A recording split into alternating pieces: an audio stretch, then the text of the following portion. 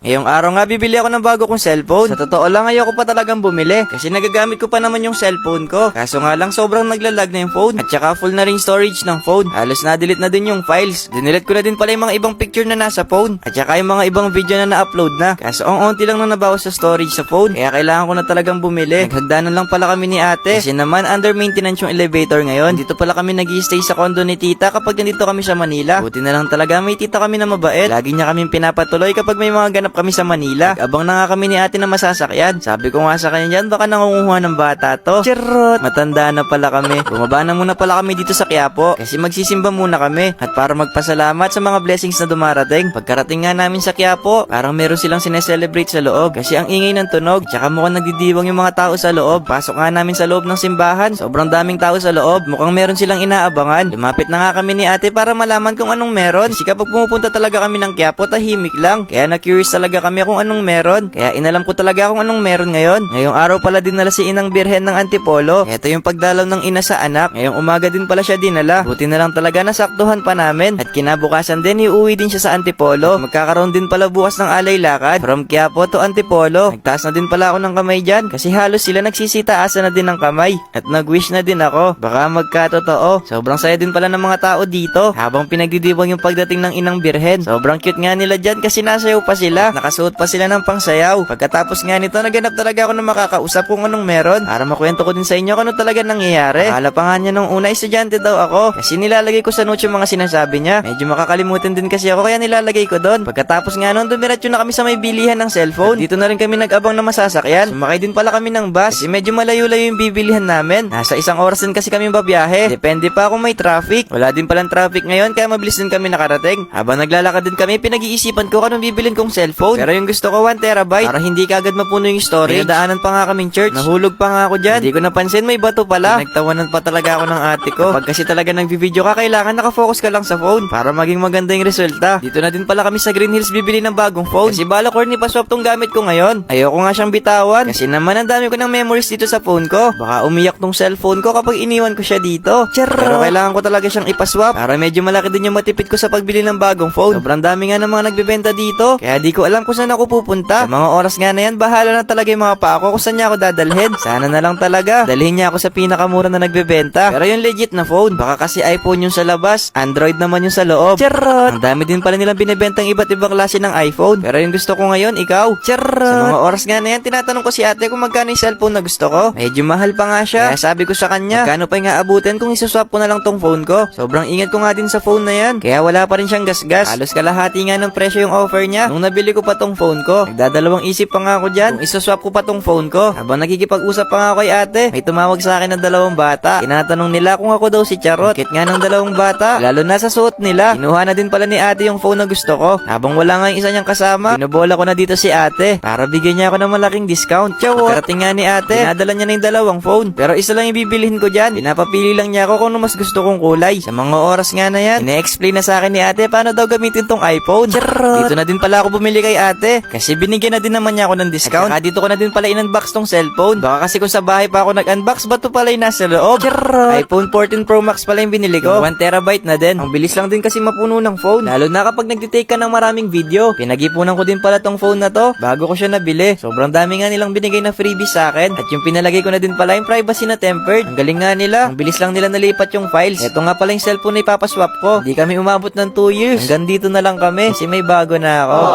Sa totoo lang talaga, ayoko siyang ipaswap. Kaso ang dami ko ng memories doon. Pero nalipat naman lahat sa bago kong phone. Kaya parang same lang din naman. Transfer ko na lang pala yung bayad ko sa online banking nila. Kulang din kasi yung dala kong cash. At nang tapos na nga ako magbayad, nagpaalam na din ako sa HD Gadget Store. Bye-bye! Grabe, sobrang daming barya. 2 weeks lang din pala to sa PisoNet. Di na rin kami mahihirapan magbilang kasi nakahanap kami ng coin machine. Maga pala akong pinuntahan ni mama para ipakita yung bill ng kuryente. Kailangan ko na daw magbayad kasi baka maputulan kami ng kuryente. Kaya pumasok na muna ako sa loob para kunin yung susi. At sinabay ko na din kunin yung palanggana kasi magko-coins out na ako. Bago nga ako mag-coins out, meron pa pumuntang customer. Kapag ganitong oras, marami nyo rin yung mga nagpapaprint. Pero kadalasan nagpapaserok sila ng dala nilang papel. Pagkatapos nga nila magpaserok, diretso na ako sa loob kasi nag-uumpisa na mag mag-coins out si ate. At eto nga yung una namin binuksan. Unang PC pa lang sobrang dami na. Pero marami kasi naglalaro sa pwestong yan. At eto nga meron pa natirang mga nahulog na barya. May nabasa pala ako nag-comment ng isang araw sa shop kung magtatayo ba daw siya ng computer shop. Kasi nagsara din daw siya dati. Kaya masasabi ko pwede ka na magtayo ulit ngayon. Kasi dati nagsara din kami lalo na nung pandemic. Pero ngayon pinalitan na namin lahat ng bago. Kaya ngayon PisoNet na lahat yung mga computer dito. Yung maganda pala sa PisoNet, di rin siya masyadong bantayin. Kasi may nagbabantay na dito yung CCTV sa taas. Kabilaan pala kami ni ate nagko-coins out. Doon siya sa kabila, ako naman dito. Hindi naman din lahat pare-pareho yung nasa loob. Minsan naman yung iba ko onti lang din. Sa ngayon pala kada 2 weeks kami nagko-coins out ni ate. Minsan kasi napupuno na sila sa loob. Pero madalas walang laman. Tulad nito oh. Chot! Pero minsan kapag wala nang pamalit sa mga naglalaro, dito na din kami kumukuha ng pampalit. Minsan kasi nauubusan din kami ng barya. Kaya dito na din kami kumukuha mismo. Di pala pwedeng paabutin ng 1 month yung mga barya sa loob. Kasi sasabog na yung PisoNet sa loob. At saka masisira yung patungan ng lamesa. Kaya kada 2 weeks na kami kung mag-coins out. Pero depende pa rin kung walang naglalaro. Kung walang naglalaro, di rin kayo makakapag-coins out. Pero tong video na to para din to sa mga computer shop owner na dating nagsara nung pandemic. Heto na yung sign nyo para magbukas na ulit. Marami na din nakakami sa mga computeran. Heto na talaga yung sign mo para magbukas na ng computer shop sa inyo. Pagkatapos pala namin makapag-coins out ni ate, binigyan ko pang dagdag oras yung mga naglalaro dito. Iilan lang din silang nandito kasi yung iba nag-aral. Yung mga batang to half day lang daw sila sa school. At ito na nga yung pinakamahirap na part, yung pagbubuhat ng barya at pagbibilang. Sobrang bigat kasi talaga kapag naipon na sila sa palanggana. So, sobrang hirap at bigat para mahulog yung lato-lato. Charot! Heto na pala na coins out namin ng 2 weeks. Kaya naman samahan nyo muna kami magbilang. Sa pagbibilang pala ng barya, magkahiwala yung bago tsaka yung luma. Minsan kasi kapag nagpapapalit kami ng barya, gusto nila magkahiwalay para hindi rin daw sila mahirapan magbilang. Sa pagbibilang pala namin ni ate, umaabot kami ng 2 oras. Pero depende pa yun kapag may daldalan. Heto muna pala yung binilang namin ni ate. Iiwan namin to sa bahay para ito yung pampalit sa mga naglalaro. At etong sobra naman, ipapalit namin sa coin changer.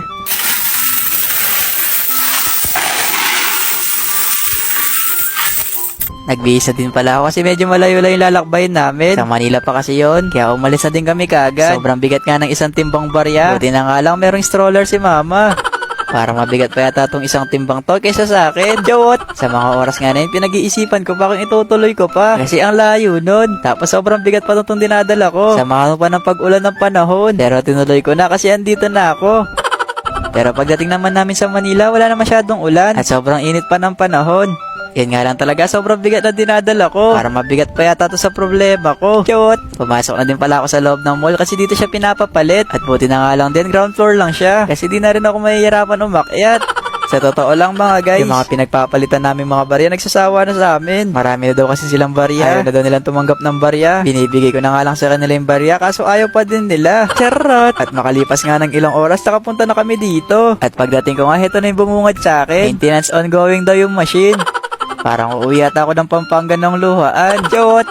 Grabe, sobrang layo na nilakbay ko. Tapos ganito ba yung abutan ko? Pero nag-break time lang daw yung nagbabantay doon. Kaya kailangan namin muna maghintay. Sobrang pagod nga, napaupo na ako dito. At yung mga nandito sa pila, meron din sila daladalang barya. At makalipas nga ng isang oras, dumating na rin yung nagbabantay. Meron pala akong trust issue. Kaya naghanda pala ako ng 1,000 na barya na naka-plastic para malaman ko kung accurate yung machine. Baka kasi 1,000 yung nalagay. Pero 20 pesos lang yung lumabas. Charot!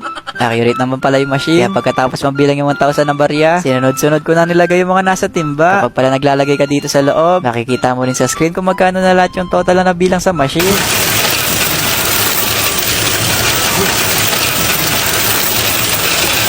Nakakunti na ngayon sa loob ng timba. Nilagay ko na din lahat para di na ako mahirapan. At eto nga, wala ng laman. Eto na pala lahat ng total na nabilang ng machine. Kapag katapos pala makapagbilang, mayroon namang choices sa mga e-wallet kung saan mo siya pwedeng i-transfer. Sa mga oras nga na yun, sinisigurado ko na tama yung number na malalagay ko. Baka kasi sa iba mapunta. Sayang naman yung pinaghirapan natin. Pumasok na din naman sa e-wallet yung pera. Kaya pagkatapos nun, sabi ko kay ate, pahilot niya yung likod ko kay Daram Baby. Chot! Ayun lang. Bye-bye! Di pala ako nakatulog kagabi dahil sa vlog na gagawin ko ngayon. Excited kasi akong gumising. Lalo na yung pangarap ko dati nung bata pa ako. At eto na nga, tutuparin ko na. Nag-ipon pala ako ng ilang buwan. At etong pinag-ipunan ko nga, bibili ako ng motor. At yung mga nasa loob nga, kinupit ko lang din sa tindahan para makabili ng motor. Chot! Ayaw nga magpabukas ng alkansya. Parang ayaw pa yata magpabasag. Pero bubuksan ko na din tong alkansya, lalo na special din tong araw na to. Eto palang perang nasa loob. Hindi ko kinupit yan ha. Kawat lang yung kanina. Basta kapag may pera ako na sobra, matik na din yan na hinuhulog ko kagad sa alikansya. Noong bata pala ako, sabi ko sa sarili ko kapag tumanda na ako, bibili ako ng motor. Kaya samahan niyo ako ngayon mga guys sa bumili ng motor. Pero etong naipon ko, kulang na kulang pa. Pero ayos na din to. Kahit pa paano makakadagdag na dito sa pambili ng motor. Mabilis ang ligo na din pala to. Ay bihis lang pala. Wala nang ligo-ligo, basta diretso na sa nagtitinda ng motor. Bago nga ako umalis ng bahay, nagpaalam na muna ako kay mama. Sabi ko, ay pupuntahan lang ako. Hindi niya ata alam, tinangay ko na yung mga pera niya sa tindahan. Charot! Nag-commit lang din pala kami ni ate. Ang swerte nga namin ngayon kasi nakaupo kami sa minibus. At bago nga ako bumili ng motor, pumunta na nga muna ako sa malapit na bangko para kumuha pa ng pera. Di ba kasi sapat yun na ipon ko? Pero gusto ko na talagang bumili kaya ginalaw ko na dun yung savings ko. Ayoko pa sana pakialaman yun. Lalo na yung savings ko para sa future natin yun. Pagkatapos ko nga makakuha ng pera sa bangko, yung sunod ko nang pupuntahan yung nagtitinda ng motor. Nadaanan ko na to nung isang araw. Kaya alam ko na din kung saan ako pupunta. Ang dami nga motor dito. Kaya kapag nandito ka na, ang hirap din pumili. Pero kung ako talaga yung papapiliin, ganitong motor talaga yung gustong gusto ko. Pero syempre mas gusto kita. Hindi yun, chawot. Sinubukan ko na nga tong pula. Sobrang sarap nga sa pakaramdam kapag ikaw lang nakaupo dito. Pero kahit gusto ko to, hindi pwede. Lalo na itong pinag-ipunan ko para to sa kuya ko. Yung pangarap na nga muna niya yung tutuparin ko. Nasusunod na lang siguro yung para sa akin. Ilang buwan na nga siya nagpaparamdam sa akin na gusto niya daw ng ganito. Sabi ko naman sa kanya, hindi ko pa kaya. Lalo na may pinag-ipunan pa ako. Pero pinagbigyan ko na din siya ngayon. Lalo na birthday din niya ngayon. Kaya mamaya pag uwi natin, isusurprise natin siya mga guys. Ang sarap sumakay dito. Kaya maganda ka na mamaya kasi pupuntahan din kita. Na makapili na nga ako ng kulay ng motor. Nagbayad na din ako sa loob para mauwi ko na yung motor. Excited na ako kasi mauwi yun. At excited na din ako sa magiging reaksyon niya. Pero bago nga ako umuwi, iniram ko na nga muna sa kanila yung susi ng motor kasi ilalagay ko to sa loob ng cake. Nabutan ko pa nga dito yung mga solid supporters ko. Lagi daw sila nanonood ng vlog. Masaya nga nila kasi matagal na daw sila nag-aabang. At syempre maging ako din. Masaya din ako sa tuwing nakikita ko yung mga nanonood sa vlog ko. Lalo na yung mga solid na sumusuporta. Dahil din sa inyo kaya ako nagpapatuloy. Eto na pala yung napili kong cake. Dito ko na din pala sa loob. Pinaayos yung susi. Ang ginawa nila dito, pinasok nila yung susi sa loob ng cake. Kaya mamaya hihilahin niya na lang to. Bumalik pala ulit ako sa nagtitinda ng motor. At nagpala na rin ako sa kanila para makauwi na. Bago nga ako umuwi, tinawag nga nila si Charot. Andito nga daw sila kasi nagtitake sila ng board exam. Kaya good luck natin sila mga guys. Sana makapasa sila. Sumama na din pala sa amin si ate. Ireregalo ko na siya kay Bokyo. Charot! Sa kanya ko na din pala pinangalan tong motor. Kaya din sumama si ate. Ipapapirma niya pa yung papel kay Kuya Bokyo. Kaya habang inayos ni Kuya yung motor sa likod, sumakay na din ako sa loob para makaalis na. At ito na nga lagi nagbibideo sa akin. Si ate na sobrang supportive. Pauwi na kami dito mga guys. At pagdating nga namin sa kanto namin, bumaba na rin ako para makauwi na. Pero bago nga ako umuwi, sabi ko kina Kuya, sunod na lang sila after 5 minutes. Ipe-prepare ko pa kasi tong cake para pag-ipan niya sa kandila, nasa labas na yung motor. Excited na ako sa magiging reaction ni Bokyo. Hindi niya expect to. Kapag kasi nagpaparamdam yun, sabi ko, pinag-ipunan pa ako. Pagdating ko nga sa loob ng bahay, tinanong ko agad kay mama kung nasan siya. Nasa loob nga daw siya ng kwarto natutulog. Kaya kahit tulog na tulog to, ginising ko na. Nagtitingin nga siya ng hihilain dyan. Sabi ko sa kanya, wala siyang hihilain, kaya mag-wish na lang. Oo, susi yata to.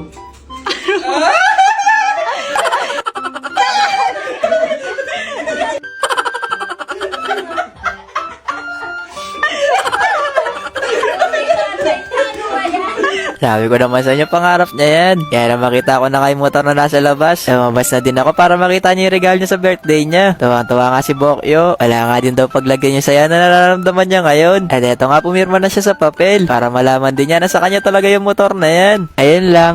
Bye-bye!